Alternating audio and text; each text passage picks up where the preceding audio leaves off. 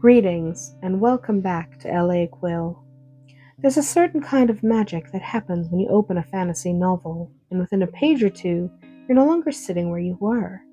You're somewhere else entirely. The air feels different, the rules feel different. The world feels like it existed long before you arrived, and it will keep going long after you leave. That's the kind of world we're talking about today. Because world building isn't just about creating places, it's about creating presence. It's about making your readers believe, even for a moment, that the world is real. One of the biggest shifts you can make as a writer is to stop thinking of your world as a backdrop and to start thinking of it as a character. Not in the literal sense, of course, that's not what I mean. Your world isn't going to speak lines of dialogue or walk into a scene. But it should have personality. It should have weight. It should feel like it has a past and opinions about what's happening in the present. Is your world harsh and unyielding, like something that tests everyone who dares to live in it? Or is it old and watchful, layered with secrets that surface in quiet ways? When a world has emotional tone, it starts influencing everything else. The way people behave and the choices they make and the fears they carry. And that's when it stops feeling like scenery and starts feeling alive. Now, a lot of writers begin world building with maps, and there's nothing wrong with that. I do it too. Maps are useful. They help you visualize distance and terrain and movement. But maps alone don't create immersion. Culture does. If you want your world to feel real, you need to understand the people who live in it, what they believe and what they value and what they avoid. What's considered honorable in your world? What's considered shameful? What would cause someone to be celebrated by their community or cast out of it entirely? Think about daily life as much as the grand events. What does a wedding look like in your world? What happens at a funeral? What does a festival feel like when the streets fill with people? When readers encounter customs that feel rooted, even if they're entirely invented, it creates the sense that this world existed before the story began. And that sense of history is powerful. Now let's talk about magic. You can't get away from it in fantasy settings. You simply cannot. But magic is one of the most exciting parts of fantasy. But it's also one of the easiest places to lose your reader's trust. It doesn't have to be rigid or overly explained, but it does have to feel intentional. Who controls it? Is it rare or is it woven into everyday life? Do people fear it or depend on it? Or does this change depending on where they live? And most importantly, what does the magic cost the user? Even if your magic is mysterious, it should still feel like it has shaped your world over time. Laws and traditions and fears and power structures should all reflect its presence. When magic feels like it has a history, it stops feeling like a plot device and starts feeling like a mythology. So another subtle but incredibly important layer is language. You don't need to invent an entire language system. We're not all Tolkien. Okay? You don't have to do that to make your world believable. But you do need consistency. Names matter more than we often realize. They carry culture and history and tone. When names feel mismatched, it pulls the reader out of the story almost instantly. So pay attention to how names sound together, how titles are used, what certain words might imply about status, region, or tradition. And don't be afraid to introduce unfamiliar terms. In fact, you should. But here's the key, ground them in context and don't try to go all out and have every single word be something that you invented. Be specific. Use this sparingly. Use language sparingly.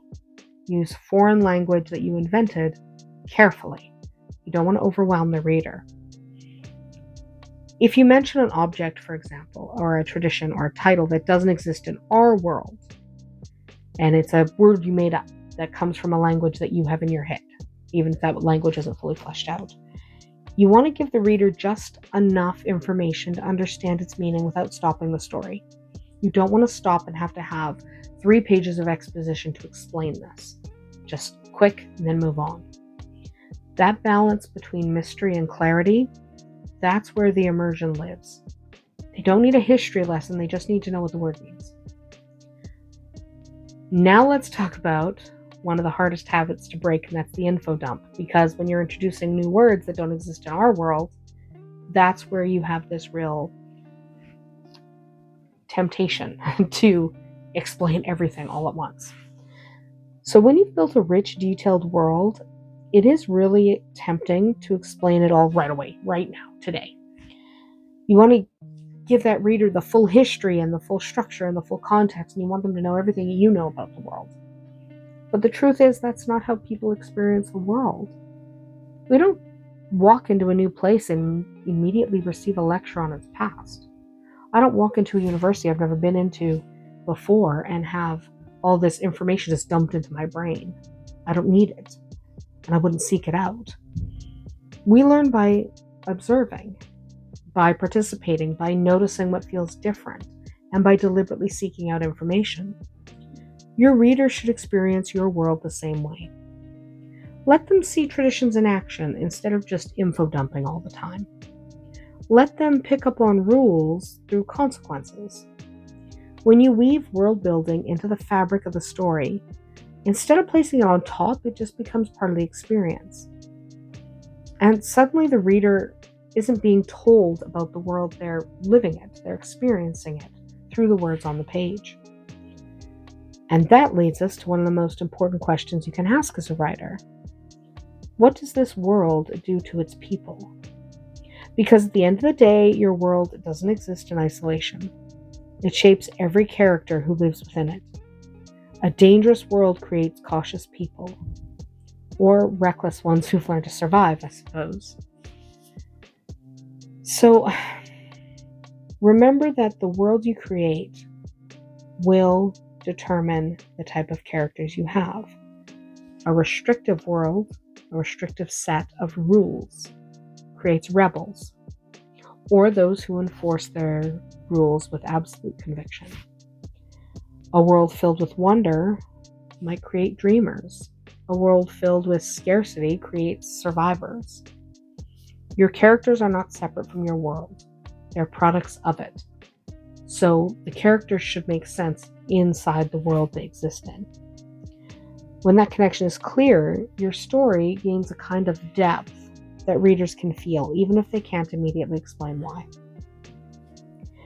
Now, finally, let's take a little bit of the pressure off, because that was kind of a lot of info. We don't need to build up everything all at once. Okay? You don't have to go, chapter 1, here's all the stuff. You don't need to design an entire planet before you start writing. Okay? You don't need to go that far. Start small.